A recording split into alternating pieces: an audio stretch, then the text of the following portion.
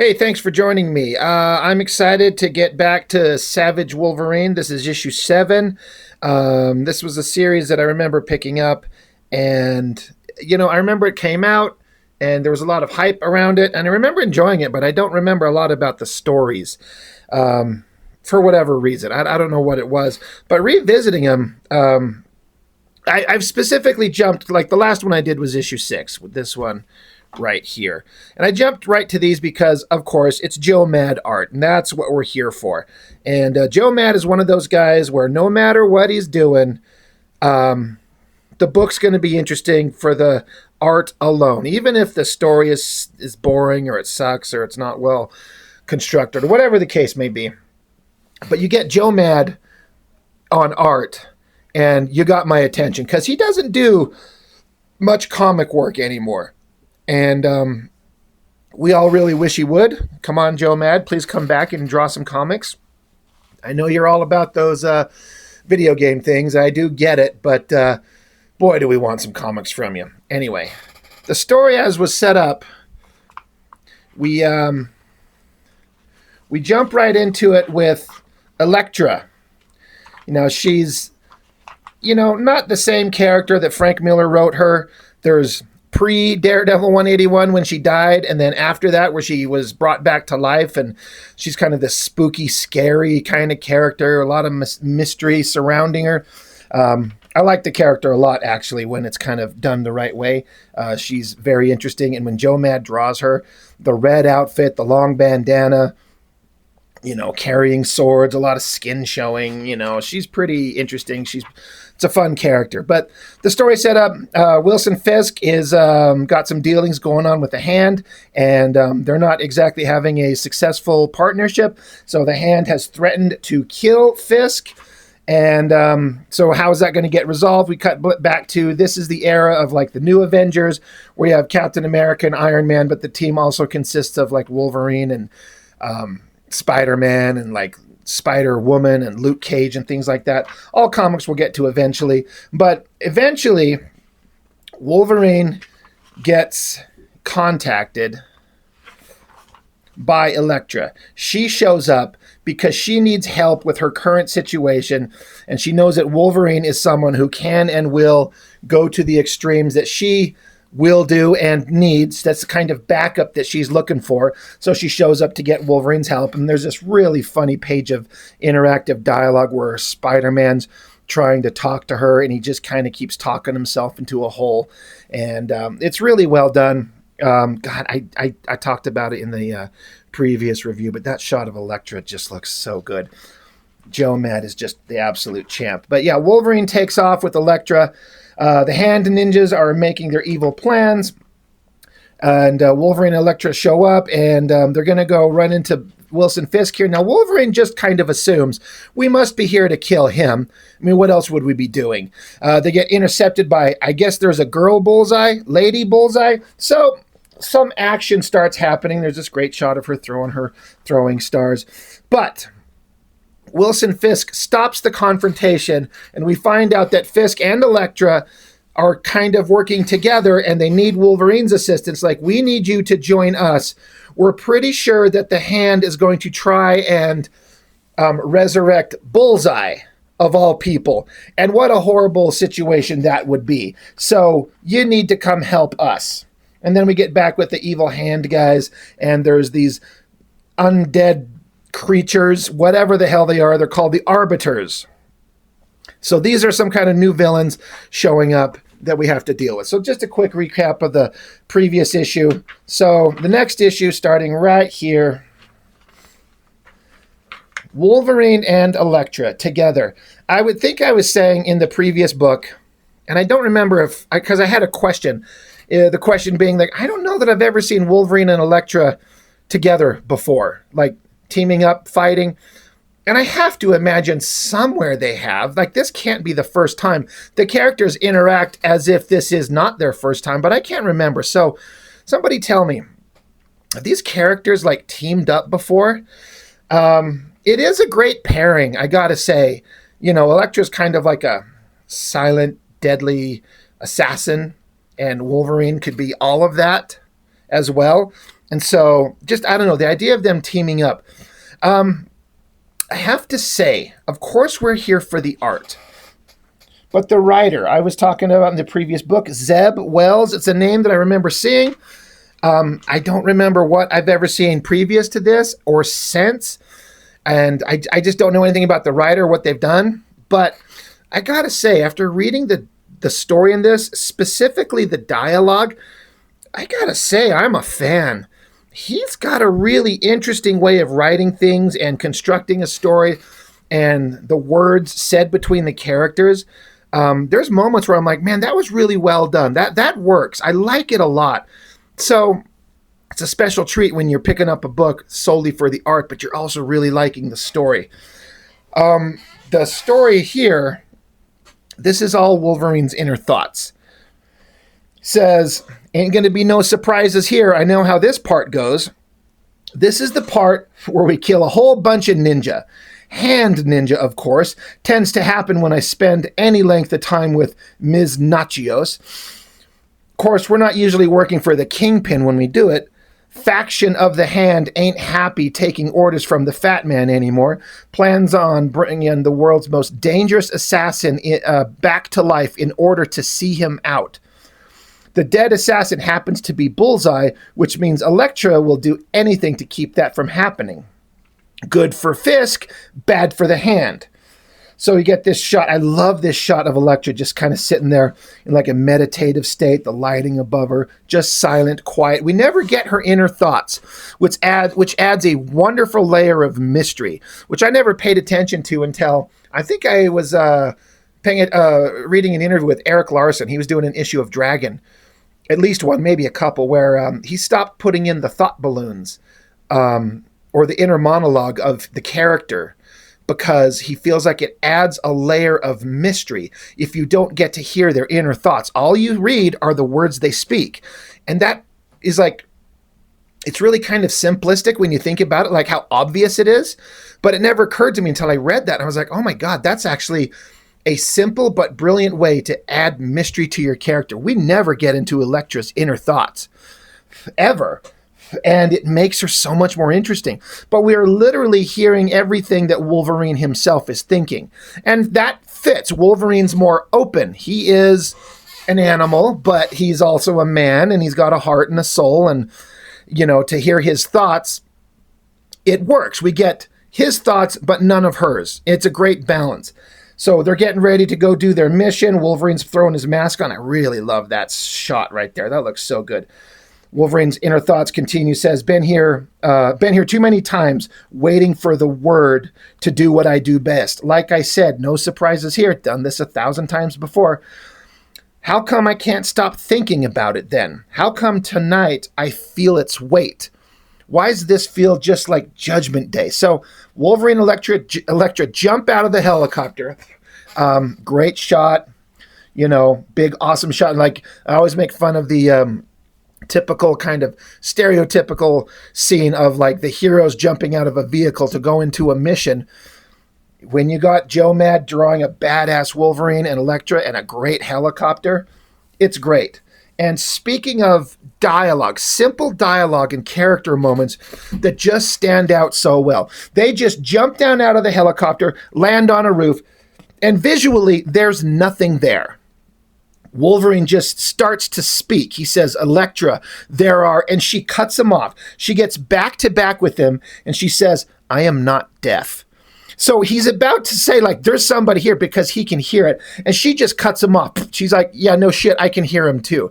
But the dialogue, she's like, I am not deaf. I'm like, that's great. She's to the point. She's as aware as he is. I'm like, that's great. I really like that. And then just suddenly, they are just surrounded by all manner of weird ninja and some kind of weird monster thing. Monster thing shows up and says, Fisk does you great injury, sending you and the animal to meddle with the arbiters. And so Monster Thing says, do you honestly think he has told you what truly transpires? And he's not finished speaking. He's going to continue talking, but suddenly one of Elektra's sighs are in his eye, like in his head, killed him. And Elektra's just standing there with her hand, like gesturing, come to me. She says, time is short. Come to me. I'm like, oh my God, great characterization.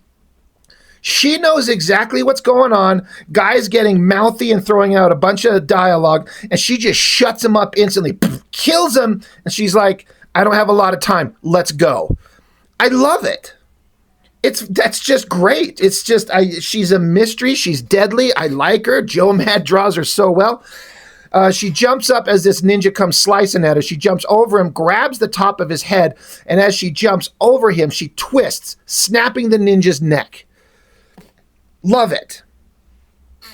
Wolverine's inner thoughts continue, saying, killing these guys must be boring for her at this point. Can't blame her for wanting to skip to the end. Me, it takes a while to get warmed up. Truth is, I ain't much good in a fight. Not at first. As he's over here slicing at ninjas, he says, then I take a few hits and something in me starts waking up. Part of me I don't like admitting is there. Starts pulsing up from my gut. Hot and fast, pushing me out of the way.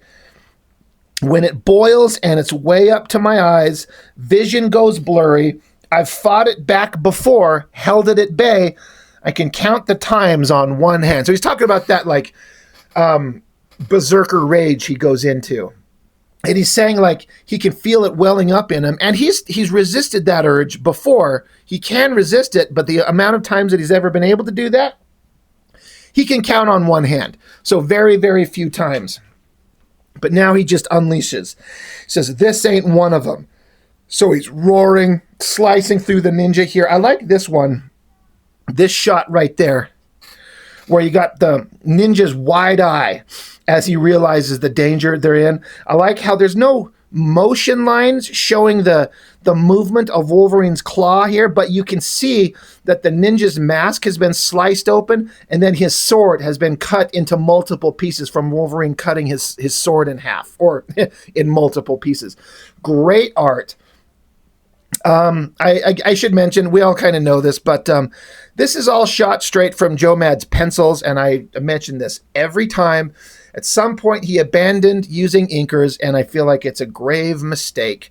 Personally, the average person might look at this and go, what's the problem? It looks great. And they're right. The coloring is working great, but there's places where this pencil work can look a little muddy and not as precise as it could. And it's just my personal preference. I want to see black and white inked art, and God do I wish that he did.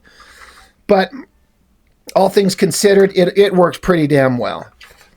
So now we cut to a scene where some of the higher-ups, some of, not the main leader of the Hand, this faction of the Hand, but some of the higher-ups, they're watching on a computer screen the battle happening. And they're talking with each other. This guy's saying, they're here too soon. Just as I warned, the ceremony is in jeopardy.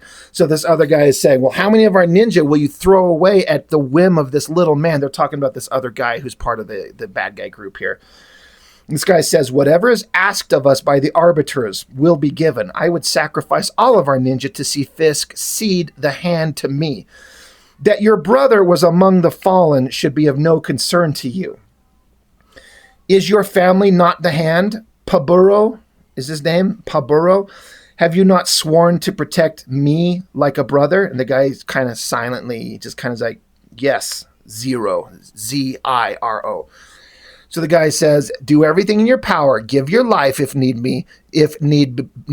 be, but do not surrender passage to the Risen One and her dog. I like how they refer to Elektra as the Risen One, and then they all refer to Wolverine as an animal or a dog. Like they have no respect for them. Considering how many ninja Wolverine has slaughtered, you'd think he would have earned their respect by now, but I do like that dialogue. That works really well. And so the guy's like, well, where are you going? He's like, if the arbiters fail in their plan to destroy Fisk, I will not. So they look back to the TV screen, the monitor, which they're watching.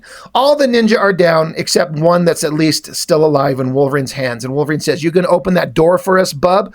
Or do you want me to pop these claws? And so the guy who's left watching the monitor, he just kind of thinks to himself, pushes the button. And on the screen, you see that door opens up.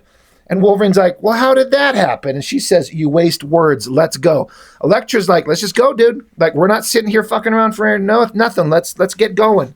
So now we cut back to the little guy that's like the leader of this particular faction of the Hand. There's a bunch of ninjas surrounding a dead body, presumably, and they're doing some kind of ceremony that they were talking about. Little guy is saying, you give your lives so the arbiters may have their instrument. You give your lives so that your emperor may be tested. So all these ninja, they're supposed to sacrifice themselves, and all of them start stabbing themselves in the gut. But one of them, he's like, I can't do this. He just says no. He says, I can't. And so then this little creepy doll face thing, which we saw at the last page of the last issue, right here. This is the first time we're seeing it. It's there, and it says, you think your life greater than our judgment. And the ninja's like, no, please. The little creepy doll thing says, gaze at Kinjin the Faceless and know your place. And so the ninja who didn't want to kill himself, he just says, I am nothing. And then the little doll thing says, hurry along now. And the ninja takes the blade and stabs himself just like the rest, forcing him to give his life for this ceremony. Cutting back to Wolverine and Elektra. Love this shot choice. It's such a simple thing, but Joe Mad takes it and tips it. A little bit of a Dutch angle on its side. They're both running into this room. Wolverine's inner thought says, finished off 19 of them up there. Don't know why I counted this time. Don't know why it feels like someone else did too. That's an interesting thought. Wolverine's like counting the dead, and he's like, I don't usually do that. Why am I doing that? And why do I feel like Elektra's doing it too? It's an interesting, it begs some questions about their motivations with no immediate answers, which is great writing. Love it. Elektra says, hold. Wolverine stops. Love that side view of him again. That looks so good. Wolverine's inner thought says, smelling death, hearing movement, should never be coming from the same place. And then down the tunnel, there's a creepy figure casting a big shadow on the wall, saying, shush. She's like shushing him. Says, quiet. You whisk raking. Shikaru? You risk waking Shikaru. You're like, okay, who's this? If I could turn the page. So now we get creepy shot of little guy with staff, and he's got things over his eyes. And then there's giant monster thing. Elektra looks and says, Mikaru, the blind, the truth sayer. And Wolverine's like, who? What? So the little guy says, your words have the tenor of fear. Does the truth terrify you? You ghost who walks as a woman. You animal who walks as a man. I like those two ways of describing them. It's really interesting. Ghost who walks as a woman, because Elektra was killed and she's been brought back to life somehow. And I don't know if I've ever really and truly been given an answer to what is Elektra? With her resurrection and what can she do and what can't she do? I don't know that I need an answer. It's more interesting, the mystery of it. That is such a beautiful face that Joe Mad drew on her. I love everything about that face. The eyes, great nose, the mouth, the bandana on top of her head, the long, straight black hair. That looks so good. But Wolverine doesn't like that. He goes growling after her, and Elektra stops it. She says no. And so the little skinny guy says, yes, shush, you will stir Shikaru the mute. Shikaru the wrathful, Shikaru the wounded. And so this big guy turns and glances back over his shoulder at everything. And the little guy keeps saying, he will not turn unless provoked by trespass. But if he does, once Shikaru locks eyes with an enemy, they may flee, but there is no peak to which his rage will not build a road, no sea wide enough to extinguish his rancor. I'm like, God, I love that dialogue. I think that's great. Fantastic, heavily shadowed shot of Wolverine and Elektra. I like how Wolverine's shorter than her, but wider. Yeah, fantastic. Little guy keeps continuing talking about how great the big guy is. He says, he will hound you past the gates of hell and grind your bones to dust. Turn now, leave, and pray your eyes never find. And then Wolverine starts to pick up a rock. And the little guy, he's interrupted in his little speech. He says, pray your eyes never find the gaze of Shikaru. What are you doing? So it's really funny, too. There's also like a hint of, there's humor in the book and the dialogue with these monstrous things.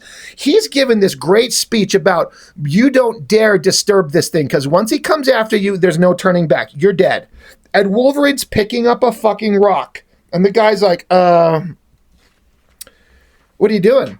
And Wolverine throws the rock intentionally and bounces it off the back of the big guy's skull, who turns and growls and opens his eyes wide, because the little guy said, once he turns and locks eyes with you, and Wolverine's sitting right there, he says, right here, and he's got his own fingers pointing to his own eyes. Wolverine is a badass. He's like, yeah, you're all these things? Right here, motherfucker, let's go. I should and would never normally feel like Joe Mad has ever done anything artistically where I feel like I should critique it, especially in his later years, maybe in his earlier years. There's a minor thing going on here that's like a tangent between panels, and I wonder if anybody has already seen it or you can see what I'm talking about. And it's weird how it lines up so perfectly in two different places. This panel up here and this panel down here, two completely different panels. But this up here, this is the side of the big monster's head, and these are like his shoulders, and this is his back. But if you look at it as a shape, this is just a big round shape. And the way that it comes down and ends here, it just continues straight down to the side shot of his head there. And even across the back here, it kind of comes down and almost links up almost too perfectly there. Like, I would almost think that Joe Mad did this on purpose, but there's no reason you would. They look like they're connected. It looks like it could be one panel with a giant weird tumor on his head. If you just pretend that the gutter is not right there, it looks like it's just one panel. It's really weird. And I just have to imagine that it's just something that kind of just skipped by him. Again, Joe Mad is a master. He's brilliant. But even masters occasionally will have like a weird little moment. And most people probably don't even notice it. But as a guy who draws his own crappy little comics, looking at the art, I do tend to see things like that. And it is a weird thing. And I have done that on my own stupid pages where you do a thing. You're just locked in. I'm drawing this panel. I'm doing this panel. I draw a big face. And you're just focused on what's in each panel. But you're not looking at it as a whole. And sometimes you don't catch it until way later, if ever. Small thing, minor thing. Wolverine bounces the rock off the monster's head and just is like, look at me, dude. And so the giant monster comes charging after Wolverine, and Wolverine says, I'll take this one, pops his claws. Great shot on Elektra down there.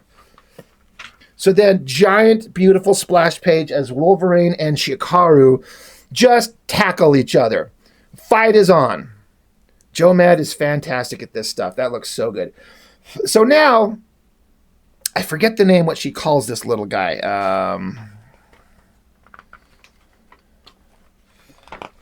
Not that it matters, but Mikaru. But the guy with the little bone things over his eyes. So he is watching Wolverine take on the giant monster. And he says, I have never mourned the loss of my eyes and the exodus they undertook, but I believe I would have liked to have seen that. I'm like, that is so fucking funny. It's such, like, you can almost say that it's, depending on your perspective, that's out of place humor.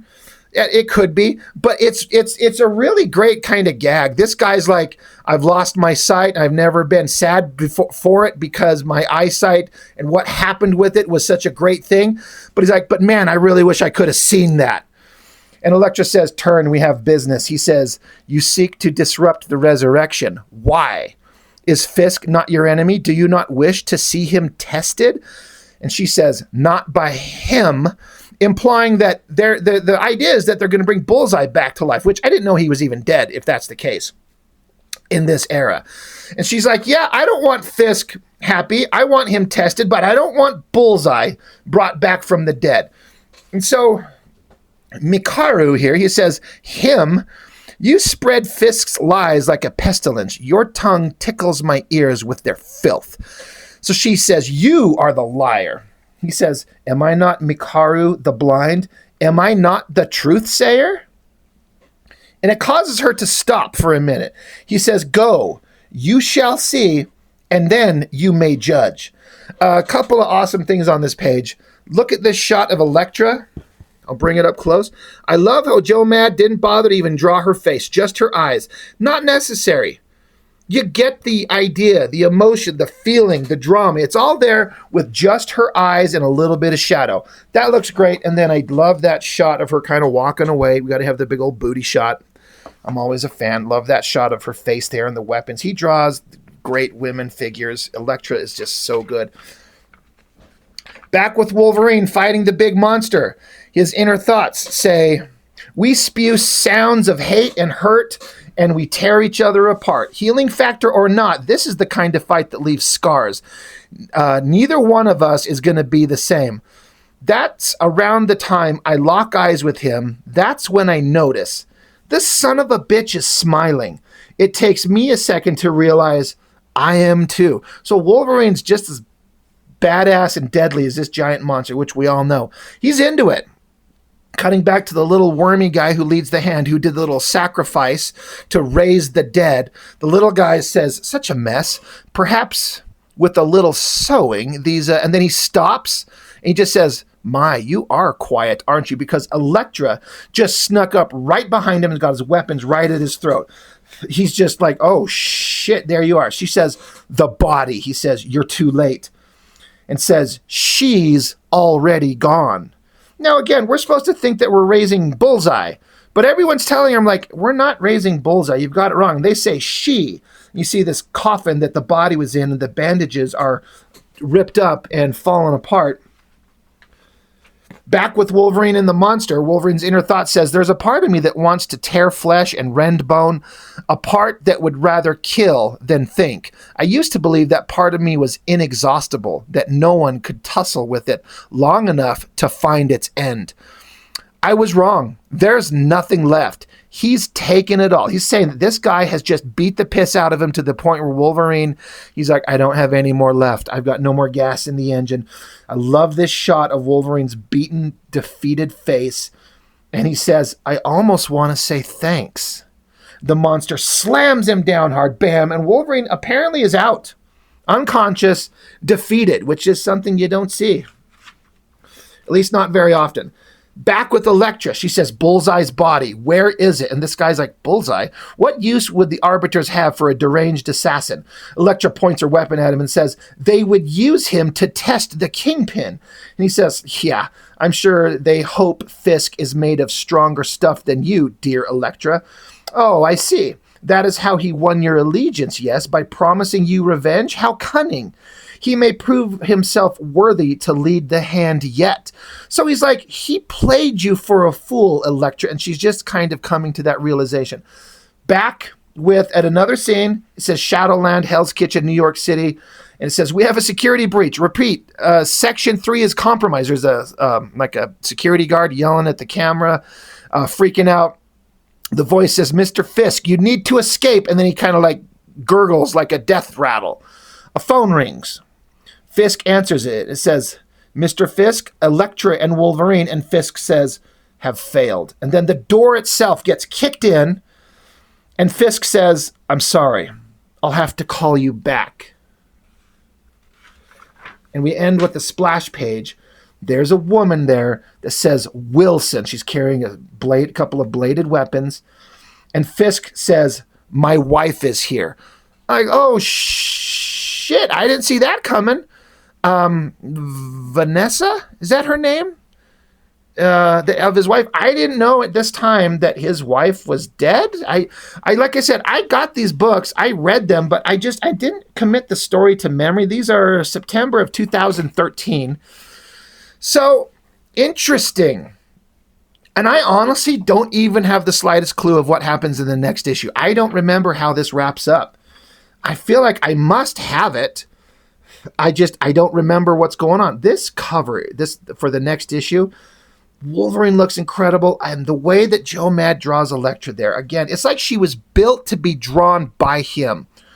heavy shadows on her face, and all these design elements that make her look sexy and dangerous. The long black hair, the long tassels from her bandana, great body, the kind of like the dress that hangs down from in back and in front, but then her bare thighs, the red.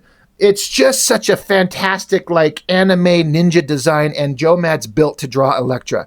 It's so great. I gotta go dig it. I'm not entirely sure where the next issue is, so hopefully I run across it soon so I can definitely look at the next issue. But issue 7 of Savage Wolverine, like I was saying, here for the art, but damn, I'm there for the story. The guy, Zeb Wells, he crafts an interesting story, and I love the dialogue. Great characterization. Whoever he is, he's doing a really, really good job. And I'm into it. So that's all I've got for this one. Thanks for joining me. I really appreciate it. I'll see you next time.